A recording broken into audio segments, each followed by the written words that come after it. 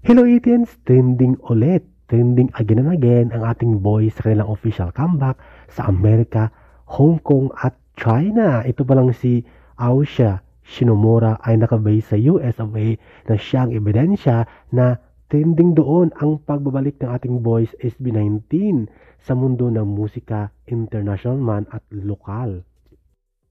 Alam naman natin na hindi lang mga Pinoy 18s ang nahumaling sa ating SB19, kundi mga foreigner.